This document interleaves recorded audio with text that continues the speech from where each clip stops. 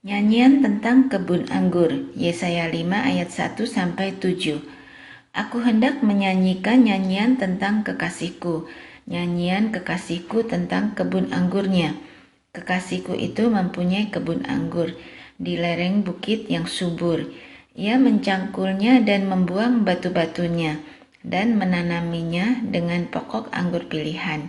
Ia mendirikan sebuah menara jaga di tengah-tengahnya dan menggali lubang tempat memeras anggur.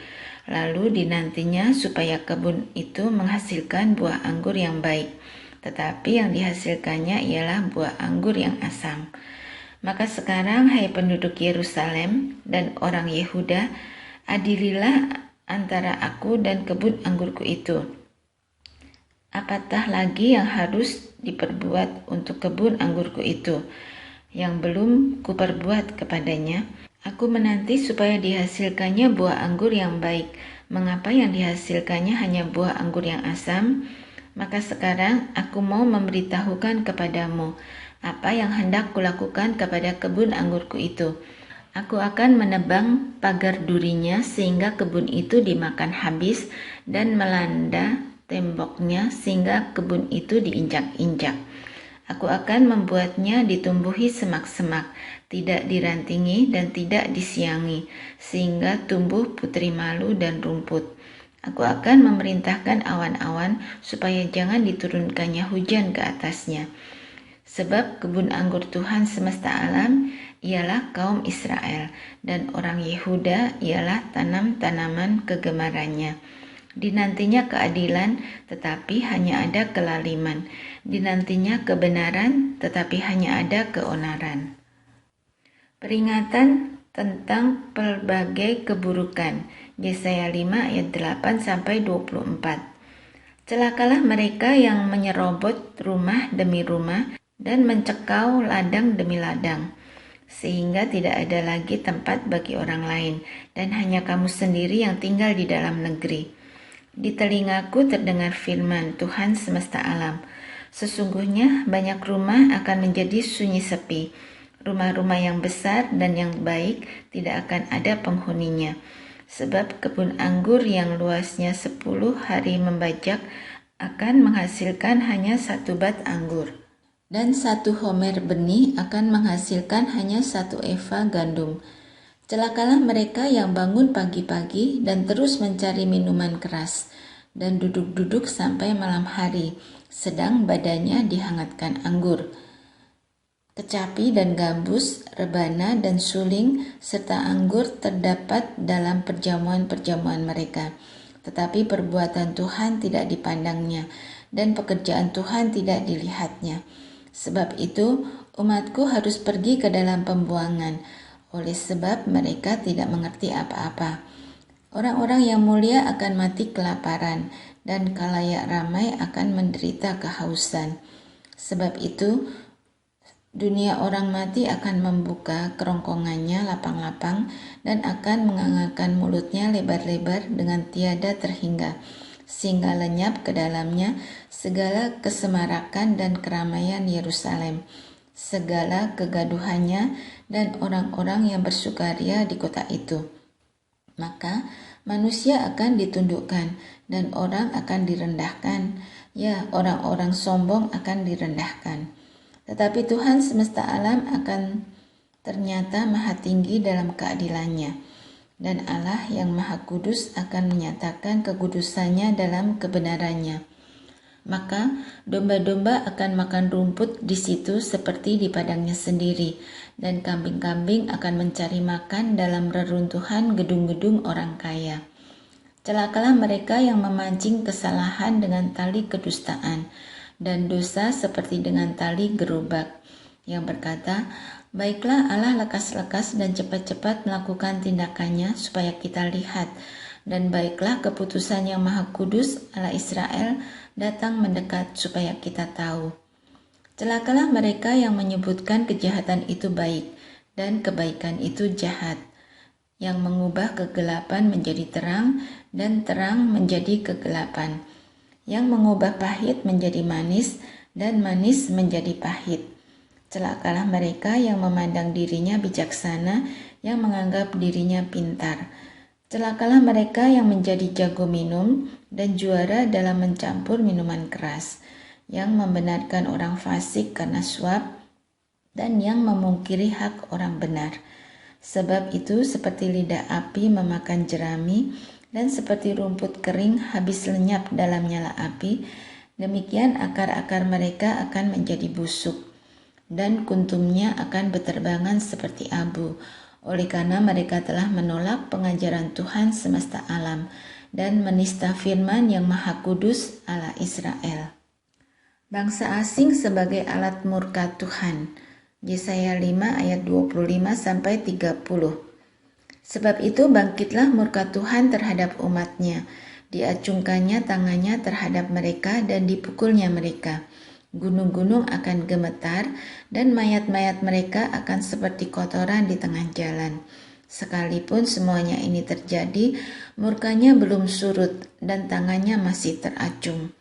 Ia akan melambaikan panji-panji kepada bangsa yang dari jauh dan akan bersuit memanggil mereka dari ujung bumi. Sesungguhnya mereka akan datang dengan segera, dengan cepat. Tiada yang lelah dan tiada yang tersandung di antaranya. Mereka tidak terlelap dan tidak tertidur, tidak terlepas ikat pinggangnya, dan tali kasutnya tidak terputus. Anak panahnya ditajamkan dan segala busurnya dilentur. Kuku kudanya keras seperti batu api, dan roda keretanya seperti puting beliung. Aumnya seperti singa betina, mereka mengaum seperti singa muda. Mereka mengeraung dan menangkap mangsanya, membawanya lari dan tidak ada yang melepaskan. Pada hari itu mereka akan diliputi oleh suara seperti suara laut menderu. Jika orang memandang ke bumi, sesungguhnya ada gelap yang menyesakkan, dan terang menjadi gelap oleh awan-awan. Yesaya mendapat panggilan Allah. Yesaya 6 ayat 1-13. Dalam tahun matinya Raja Uzia, aku melihat Tuhan duduk di atas tahta yang tinggi dan menjulang, dan ujung jubahnya memenuhi bait suci. Para serafim berdiri di sebelah atasnya, masing-masing mempunyai 6 sayap. 2 sayap dipakai untuk menutupi muka mereka, 2 sayap dipakai untuk menutupi kaki mereka, dan 2 sayap dipakai untuk melayang-layang. Dan mereka berseru seorang kepada seorang, katanya, Kudus, kudus, kuduslah Tuhan semesta alam, seluruh bumi penuh kemuliaannya. Maka bergoyanglah alas ambang pintu disebabkan suara orang yang berseru itu, dan rumah itu pun penuhlah dengan asap.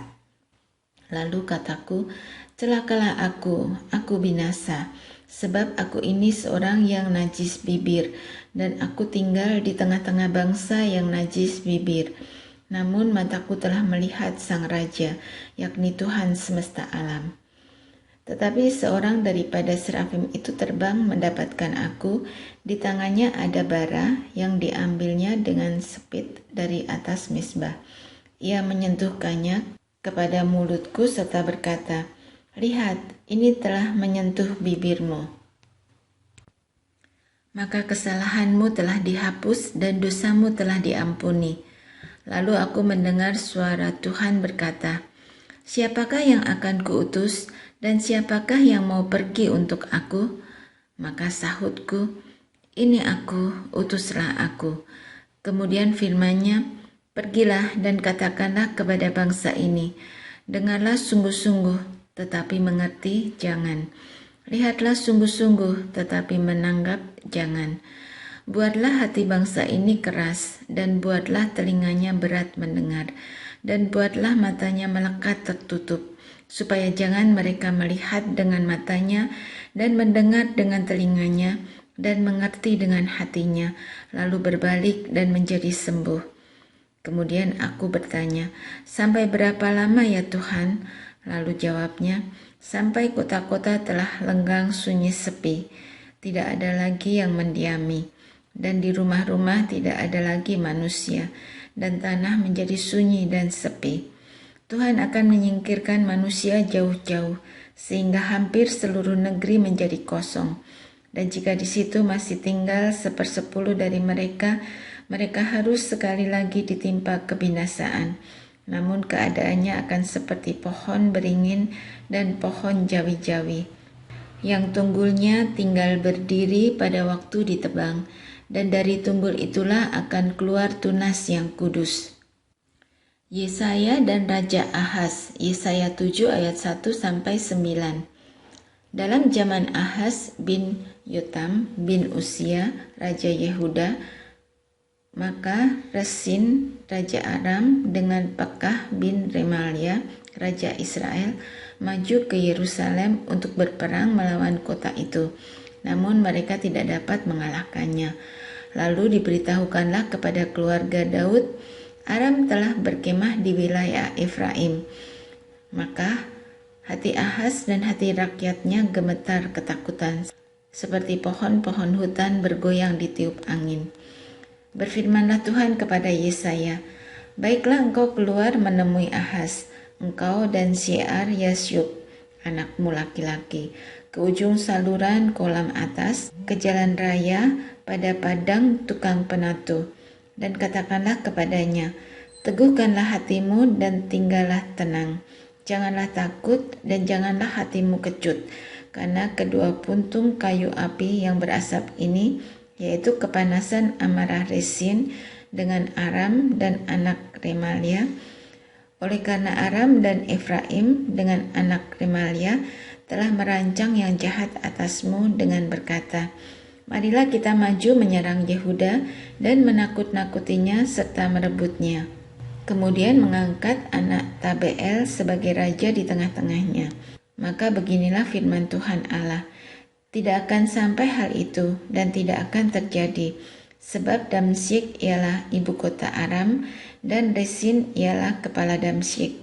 Dalam 65 tahun Efraim akan pecah, tidak menjadi bangsa lagi, dan Samaria ialah ibu kota Efraim, dan anak Remalia ialah kepala Samaria. Jika kamu tidak percaya, sungguh kamu tidak teguh jaya." Pemberitaan mengenai Immanuel, Yesaya 7 ayat 10-25. Tuhan melanjutkan firman-Nya kepada Ahaz, katanya, "Mintalah suatu pertanda dari Tuhan Allahmu, biarlah itu sesuatu dari dunia orang mati yang paling bawah, atau sesuatu dari tempat tertinggi yang di atas." Tetapi Ahaz menjawab, "Aku tidak mau meminta, aku tidak mau mencobai Tuhan." Lalu berkatalah Nabi Yesaya, "Baiklah, dengarkan, hai keluarga Daud, belum cukupkah kamu melelahkan orang, sehingga kamu melelahkan Allahku juga? Sebab itu Tuhan sendirilah yang akan memberikan kepadamu suatu pertanda. Sesungguhnya, seorang perempuan muda mengandung dan akan melahirkan seorang anak laki-laki, dan ia akan menamakan dia Immanuel. Ia akan makan dadi dan madu sampai ia tahu menolak yang jahat dan memilih yang baik. Sebab sebelum anak itu tahu menolak yang jahat dan memilih yang baik, maka negeri yang kedua rajanya engkau takuti akan ditinggalkan kosong. Tuhan akan mendatangkan atasmu dan atas rakyatmu dan atas kaum keluargamu hari-hari seperti yang belum pernah datang sejak Efraim menjauhkan diri dari Yehuda, yakni Raja Asyur. Pada hari itu akan terjadi, Tuhan bersuit memanggil lalat yang ada di ujung anak-anak sungai Nil dan memanggil lebah yang ada di tanah Asyur. Dan semuanya akan datang hinggap di lembah-lembah yang terjal dan di celah-celah bukit-bukit batu, di segala pagar duri dan di segala tanah penggembalaan. Pada hari itu, dengan pisau cukur yang dipinjam dari seberang sungai Efrat, yakni Raja Asyur, Tuhan akan mencukur kepala dan bulu paha. Bahkan pisau itu akan melenyapkan janggut juga. Pada hari itu setiap orang akan memiara seekor lembu betina yang muda dan 2 ekor domba. Dan karena banyaknya susu yang dihasilkan, mereka akan makan dadih. Sungguh, dadih dan madu akan dimakan oleh setiap orang yang masih tinggal di dalam negeri. Pada hari itu setiap tempat di mana biasanya tumbuh 1000 pohon anggur dan yang berharga 1000 shikal perak, akan menjadi tempat putri malu dan rumput. Orang pergi ke sana terpaksa membawa anak-anak panah dan busur, sebab putri malu dan rumput belaka seluruh negeri itu. Dan kau tidak berani pergi ke segala lereng gunung yang biasanya dicangkul, karena takut akan putri malu dan rumput. Di situ hanya lembu dan domba akan berkeliaran. Anak Nabi sebagai tanda, Yesaya 8 ayat 1-4. Berfirmanlah Tuhan kepadaku, ambillah sebuah batu tulis besar dan tuliskanlah di atasnya dengan tulisan biasa, Maher, Syalal, Has, Bas. Maka aku memanggil 2 saksi yang dapat dipercaya, yaitu Imam Uria dan Sakaria bin Yeberekia. Kemudian aku menghampiri istriku, ia mengandung dan melahirkan seorang anak laki-laki. Lalu berfirmanlah Tuhan kepadaku, namailah dia Maher, Syalal, Has, Bas. Sebab sebelum orang itu tahu memanggil bapak ibu, maka kekayaan Damsyik dan jarahan Samaria akan diangkut di depan Raja Asyur. Penyerbuan Asyur ke Yehuda, Yesaya 8 ayat 5-10.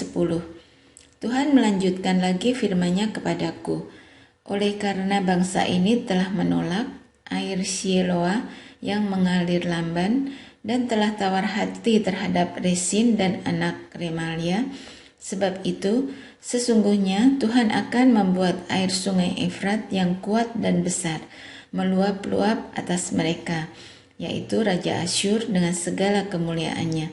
Air ini akan meluap melampaui segenap salurannya dan akan mengalir melampaui segenap tebingnya, serta menerobos masuk ke Yehuda ibarat banjir yang meluap-luap hingga sampai ke leher, dan sayap-sayapnya yang dikembangkan akan menutup seantero negerimu. Ya, Immanuel. Ketahuilah hai bangsa-bangsa dan terkejutlah, perhatikanlah ya segala pelosok bumi, berikat pingganglah dan terkejutlah, berikat pingganglah dan terkejutlah. Buatlah rancangan tetapi akan gagal juga, ambillah keputusan tetapi tidak terlaksana juga, sebab Allah menyertai kami. Yesaya terpaksa bersembunyi, Yesaya 8 ayat 11-22. Sebab beginilah firman Tuhan kepadaku, ketika tangannya menguasai aku dan ketika ia memperingatkan aku supaya jangan mengikuti tingkah laku bangsa ini, jangan sebut persepakatan segala apa yang disebut bangsa ini persepakatan, dan apa yang mereka takuti janganlah kamu takuti, dan janganlah gentar melihatnya. Tetapi Tuhan semesta alam, dialah yang harus kamu akui sebagai yang kudus. Kepadanya lah harus kamu takut dan terhadap dialah harus kamu gentar. Ia akan menjadi tempat kudus tetapi juga menjadi batu sentuhan dan batu sandungan bagi kedua kaum Israel itu, serta menjadi jerat dan perangkap bagi penduduk Yerusalem. Dan banyak di antara mereka akan tersandung, jatuh dan luka parah, tertangkap dan tertawan. Aku harus menyimpan kesaksian ini dan memeteraikan pengajaran ini di antara murid-muridku. Dan aku hendak menanti-nantikan Tuhan yang menyembunyikan wajahnya terhadap kaum keturunan Yakub. Aku hendak mengharapkan Dia. Sesungguhnya aku dan anak-anak yang telah diberikan Tuhan kepadaku adalah tanda dan alamat di antara orang Israel dari Tuhan semesta alam yang diam di gunung Sion. Dan apabila orang berkata kepada kamu, mintalah petunjuk kepada arwah dan roh-roh peramal yang berbisik-bisik dan komat kamit, maka jawablah, bukankah suatu bangsa patut meminta petunjuk kepada Allahnya? Atau haruskah mereka meminta petunjuk kepada orang-orang mati bagi orang-orang hidup? Carilah pengajaran dan kesaksian. Siapa yang tidak berbicara sesuai dengan perkataan itu, maka baginya tidak terbit fajar. Mereka akan lalu lalang di negeri itu, melarat dan lapar, Dan apabila mereka lapar, mereka akan gusar dan akan mengutuk rajanya dan Allahnya. Mereka akan menengadah ke langit dan akan melihat ke bumi.